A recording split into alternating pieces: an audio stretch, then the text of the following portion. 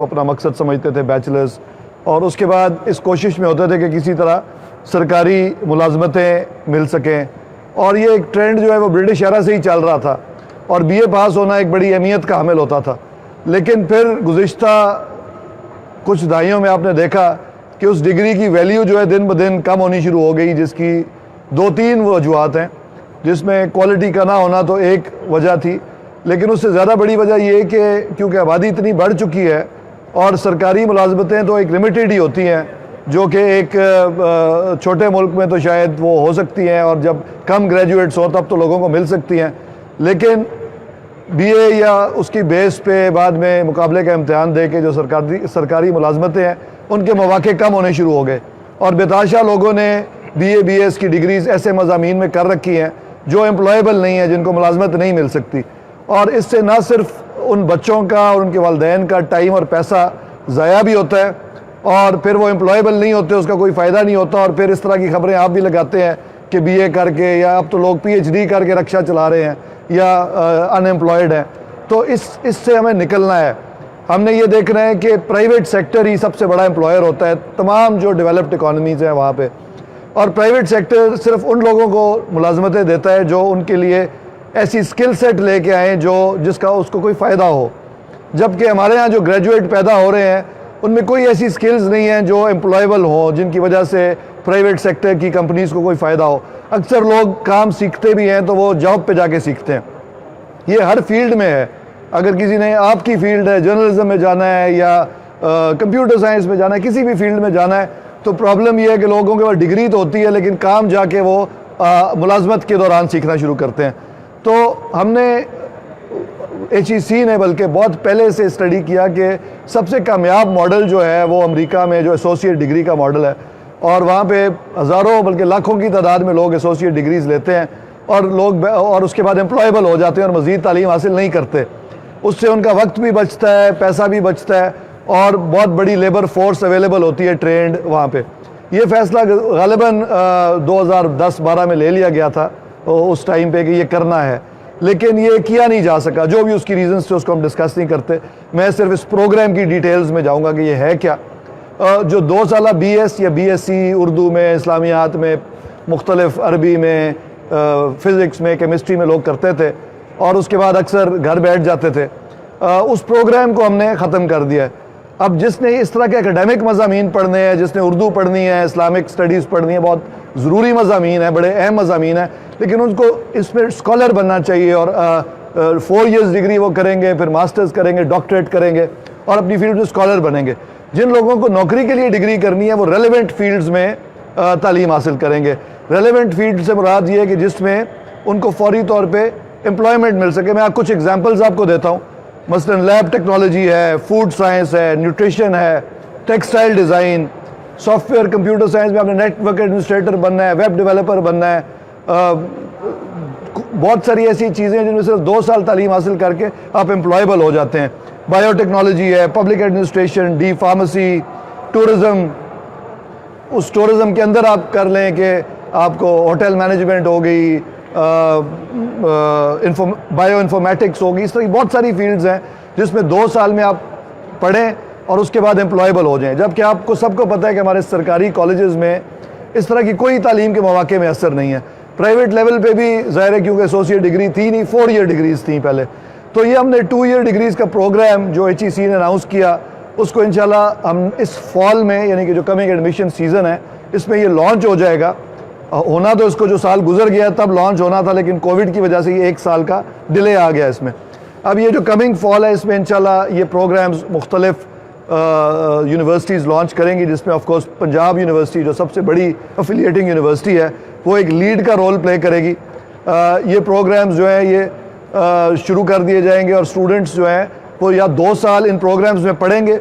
जो बहुत लायक स्टूडेंट होंगे उनको यूनिवर्सिटी गारंटी करेगी कि 4 ईयर प्रोग्राम में दाखिला मिल सकेगा, यानी कि उनका क्रेडिट जो है वो ट्रांसफ़र हो जाएगा। हर यूनिवर्सिटी ये फैसला करेगी कि वो कितने GPA यानी कि कितने टॉप स्कोर जिनको मिलेगा उनको दाखिला देंगे, और जिनको दाखिला नहीं मिलेगा वो कम से कम ऐसी स्किल्स उनके पास होंगी कि वो 2 साल के बाद मार्केट में जाके नौकरी कर सकें या अपना बिजनेस इस्टेब्लिश कर सकें। तो बेसिकली 3 चीज़ें ज़रूरी होती हैं। 2 साल की डिग्री के बाद मज़ीद पढ़ना है तो आपको 4 ईयर प्रोग्राम में दाखिला मिल जाए, अगर आप लायक भी हैं और एक्सेप्टेबल भी हैं। अगर आप अपनी नौकरी करना चाहते हैं तो ऐसी फील्ड में हो जो रेलेवेंट हो, इंडस्ट्री आपको एम्प्लॉय करना चाहे, और अगर आपने एंटरप्रेन्योर बनना है, आप में वो स्किल्स हैं तो आप अपना काम शुरू कर सकें और खामखा जो है वो टाइम और अपना पैसा जो है वो बर्बाद ना करें ऐसी डिग्रीज़ लेने में जिसके नतीजे में आप एम्प्लॉयबल ना हो। तो ये बुनियादी मकसद है इसका। और ऑब्वियसली हमने as a higher education department तो एक डायरेक्शन देनी होती है, वो डायरेक्शन हम यूनिवर्सिटीज़ को दे रहे हैं, वो विजन भी हमने दिया है और यूनिवर्सिटीज़ ने अपने वो सेल्स कायम कर दिए इसको इम्प्लीमेंट करने के लिए। और इसको कुछ अरसा लगेगा अपनी सही लेटर और स्पिरिट में जाने के लिए, लेकिन एक शुरुआत इंशाल्लाह हो जाएगी और फिर कुछ सालों में ये इम्प्रूव करता जाएगा। मैं कतई ये नहीं कहूँगा कि पहले साल ही ये अमेरिका की क्वालिटी की डिग्रीज़ होंगी, लेकिन हमारा फोकस ये होना चाहिए कि फ़र्स्ट वर्ल्ड की क्वालिटीज़ की डिग्रीज़ हम दें और लोगों को ज़्यादा से ज़्यादा अपने जो नौजवान नस्ल है उसको एम्प्लॉयबल बनाएं, ना सिर्फ पाकिस्तान में बल्कि इसके बाद आप बाहर भी जाना चाहें तो ऑब्वियसली अगर आपके पास स्किल होगी तो आपको नौकरी मिलेगी। हम देख रहे हैं कि हमारे मिडल ईस्ट में जहाँ पे एक ज़माने में पाकिस्तानियों को बेहतरीन जॉब्स मिलती होती थी, अब हमारे हमसाया ममालिक के लोग वो जॉब्स ले जाते हैं और पाकिस्तानी बड़ी लो लेवल की जॉब्स कर रहे हैं। तो इसको, इस क्वालिटी को और इस डिग्री को रेलेवेंट बनाने का मकसद यही है कि हमारे जो ग्रेजुएट्स यहाँ से चाहे बाहर जाएँ या पाकिस्तान में हो, वो उनको बेहतर एम्प्लॉयमेंट की अपॉर्चुनिटीज़ मैसर हो सके। 2-3 बातें मैं पॉलिटिकल भी करूँगा आज की इस प्रेस कॉन्फ्रेंस में। एक तो सेनेट के इलेक्शन के हवाले से रोज़ बात होती है टीवी पे, लेकिन हमारी पार्टी का स्टैंस बड़ा क्लियर है। हमारे जो प्राइम मिनिस्टर साहब हैं उनका एक ये ट्रैक रिकॉर्ड है कि वो ट्रांसपेरेंसी के सबसे बड़े जो हैं वो एम्बेसडर रहे हैं। जब वो क्रिकेटर थे, आप सब जानते हैं, आप नौजवान हैं कि लोग अपने अपने एम्पायर रख के खेलते होते थे। 11 खिलाड़ियों के अलावा एम्पायर्स भी साथ होते थे, 13 खिलाड़ियों से टीमें खेलती थी। तो ये जो कॉन्सेप्ट था न्यूट्रल एम्पायर का, ये भी इमरान खान साहब लेके आए थे। और अगर वो आज ये बात कर रहे हैं कि सेनेट के इलेक्शंस ट्रांसपेरेंट होने चाहिए, तो मुझे नहीं समझ आती कि इसमें लोगों का एतराज़ क्या है। मुख्तलिफ लोग ये कहते हैं कि जी आपको फ़ायदा होने जा रहा है, हालांकि ये बात आप सबको भी पता है और समझ होनी ज़रूरी है हमें कि हुकूमती पार्टी को एक्चुअली फ़ायदा हो रहा होता है, वो ज़्यादा इंसेंटिवाइज़ कर सकती है। अगर वोट किसी को ले और करके आपने वोट लेने हैं तो हम जो ये ट्रांसपेरेंसी की बात करें इसका सबको फ़ायदा होगा और आज के लिए नहीं, हमेशा आइंदा आने वाले वक्तों के लिए फ़ायदा होगा।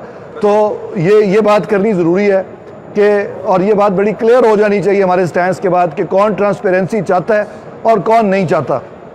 और दूसरी बात, जो ये लॉन्ग मार्च की बातें हम सुन रहे हैं, एक यूजलेस एक्सरसाइज दोबारा करने जा रही है अपोजिशन। लॉन्ग मार्च अब तब करते हैं जब आपका कोई नज़रियाती मुतालबा हो, कोई आप बड़ा कोई रिफॉर्म का एजेंडा हो, कोई आपके ऐसे मुतालबात हों जिस पे आप अमल कराना चाह रहे हैं। तो मैं नहीं समझता कि अपोजिशन के पास ऐसा कोई भी स्लोगन है, इसीलिए बुरी तरह फेल हो चुके हैं। जो इन्होंने जलसे किए पहले, लाहौर जैसा जो गढ़ समझा जाता था नून लीग का, उसमें जो रिस्पांस आया वो भी आपके सामने है। जो पहले ये एफर्ट्स करते रहे हैं तो अब एक और एक एफर्ट कर रहे हैं, इनको करने देनी चाहिए, कोई हर्ज नहीं है, लेकिन मैं नहीं समझता कि इससे कुछ भी इनको हासिल होने वाला है। बहरहाल इस पर बात करनी थी। बहरहाल मेन हमारा फोकस जो है वो आज का ये इस एकेडमिक्स पे ही था। कोई सवाल इस बारे में पूछना चाहिए? शहजादी का नाम आ रहा है, बुशरा मालिका की फ्रेंड है, जो पीटीआई के पुराने वर्कर्स रहनुमा है, उनका नाम सेनेट के इलेक्शन के लिए है। फरहत शहजादी फराह खान के नाम से मशहूर है, क्या कहेंगे? उनको क्या टिकट मिल गया? जी, सेनेट का टिकट, और उन्होंने नामजदगी जगह का इलेक्शन। मेरा तो ख्याल ये है कि इमरान खान साहब ने बड़ा क्लोजली देखा है। पीटीआई में ज़ाहिर मुख्तलिफ टाइम से मुख्तलिफ लोग आते रहे हैं। अगर वो कोई किसी की पर्सनल उनसे दोस्ती है तो उसके अलावा हो सकता है उनकी बहुत सारी खिदमात भी होंगी पार्टी के लिए जो कि डायरेक्टली चेयरमैन को पता होती हैं। बहुत सारे लोग जो हैं वो ज़रूरी नहीं कि फील्ड में काम कर रहे हों। फॉर एग्जांपल, मैं जब पीटीआई में ऑफिशियली आया था 2013 में, तो उससे 5 साल पहले मैं पीटीआई के लिए काम कर रहा था और चेयरमैन साहब को पता था और मुझे टिकट दे दिया गया चकवाल से। लेकिन वहाँ पे लोकल जो वर्कर्स थे उनको फर्स्ट हैंड इन्फॉर्मेशन नहीं थी उसकी, तो इसलिए मैं उस पर यही कमेंट कर सकूंगा कि प्राइम मिनिस्टर साहब को डेफिनेटली पता होगा जिसको वो टिकट दे रहे हैं, और उनकी कुछ ना कुछ खिदमात ऐसी होंगी जो पब्लिक एट लार्ज को शायद ना पता हो। बताइएगा कि आपने पिछली प्रेस कॉन्फ्रेंस की तो बहुत से इनिशिएटिव्स का बताया था कि पंजाब के अंदर शुरू किए जा रहे हैं, तो आज भी आपने जो है वो नए इनिशिएटिव्स का बताया। तो एक जो है वो कोई ग्राउंड रियलिटी इसकी क्या है, क्योंकि आपने कहा था एक वो जो है वो एक दफातर बनाया जाएगा पूरे पंजाब में, जहाँ पर लोग अपने आइडियाज़ लेकर आएंगे और उन आइडियाज़ को जो है वो फंडिंग भी की जाएगी और उनको बिजनेस के लिए सपोर्ट भी किया जाएगा। ये एग्जैक्टली तो कोवर्क वो आईटी से रिलेटेड थी वो आज क्योंकि हम प्रेस कॉन्फ्रेंस एजुकेशन की कर रहे हैं, मैं आईटी का भी मिनिस्टर हूँ, तो वो तो हम कर रहे हैं उस पर काम, आईटी की मिनिस्ट्री उस पर ऑन है। वो अब एग्जैक्टली डेट तो आज मेरे साथ क्योंकि उनकी टीम नहीं है तो मुझे एग्जैक्ट डेट्स नहीं पता, तो इसलिए मैं और रिकॉर्ड हवाले से बताइए कि जो आप बीएस कॉलेज प्रोग्राम के हवाले से कह रहे हैं कि क्या पंजाब के कॉलेजेस जो हैं इन प्रोग्राम्स के लिए जा रहे हैं, टीचर्स की ट्रेनिंग नहीं है, लैब जो है नहीं, तो क्या इब्तदाई तौर पर तमाम कॉलेजेस में एकदम शुरू कर देंगे कि ये पायलट प्रोजेक्ट के तौर पर आएगा? क्योंकि टीचर जो है अगर 25,000 मंजूरशुदा सीटें हैं, 8,000 सीटें जो है वो असातिज़ा की खाली पड़ेगी और लैब्स है नहीं, तो इन प्रोग्राम ये अब एक तो पहले तो ये बड़ा क्लियर होना ज़रूरी है कि फौरी तौर पे तमाम कॉलेजेस में हर प्रोग्राम शुरू नहीं किया जा सकता। जिस कॉलेज में जिसकी फैसिलिटी है वही वहाँ पे शुरू करेंगे, और जैसे जैसे फाइनेंशियल स्पेस अवेलेबल होगी मज़ीद लैब्स भी बनाने की ज़रूरत पड़ेगी, फैकल्टी भी हायर करनी पड़ेगी, तो ये प्रोग्राम जो है जिस कॉलेज में जो फैकल्टी अवेलेबल है उसके मुताबिक ही शुरू किए जा सकते हैं। तमाम प्रोग्राम्स तमाम कॉलेजेस में नहीं हो सकते। इसी तरह जो बैचलर्स प्रोग्राम्स हैं उसके लिए 2,500 की हमने ऑलरेडी हायरिंग कर ली हुई है, और किसी वजह से कोई स्टे लिया हुआ है किसी ग्रुप ने, हाँ वो सॉरी विकेट हो गया अभी, मुझे सेक्रेटरी साहब ने बताया। जैसा ये बताइएगा कि 3 साल होने लगे हैं पीटीआई की गवर्नमेंट को, तो 10,000 के करीब जो लैपटॉप जो है पिछली गवर्नमेंट के पड़े हुए हैं, तो उनको कब तकसीम किया जाएगा? क्योंकि वो गोदामों में पड़े पड़े भी खराब हो रहे हैं। उस पर कोई है? बहुत सारे चले गए, कुछ चंद एक ही रह गए होंगे, सबको जो है ना वो किसको दिया हमने? सर ये बच्चों को जो जिनकी लिस्ट थी अपना बच्चों के बोर्ड वाले जो है, मेरा ख्याल है 2-1 लैपटॉप्स बच गए हैं और उसकी आखिरी वो हम कॉलेजेस में डिस्ट्रीब्यूट कर देंगे। पहले जो ऑलरेडी राजी साहब ये फरमाइएगा कि आपने कहा कि इमरान खान साहब जो है वो ट्रांसपेरेंसी के एम्बेसडर हैं, अपोजिशन का ये गिला है कि खान साहब को ये ट्रांसपेरेंसी उस वक्त याद क्यों नहीं आई जब चेयरमैन सेनेट का इलेक्शन हो रहा था, जब पंजाब में जो इस सर्वर जो है वो नून लीग के वोट तोड़ के सेनेटर बन गए, उस वक्त ये ट्रांसपेरेंसी कहाँ पे की, उस वक्त क्यों वोट चोरी की? ये बड़ा अच्छा सवाल है और उनकी बात भी बिल्कुल ठीक है। जब आपका सिस्टम ही बिगड़ा हो तो आपने उस सिस्टम के अंदर रह के खेलना होता है ना, तो जब आपके बस में कोई चीज़ हो तो आप तभी करते हैं। जब हम अपोजिशन में थे तो हम तो चेंज नहीं कर सकते थे, उस वक्त ये गवर्नमेंट में थे, अगर ये चाहते तो ट्रांसपेरेंसी ले आते।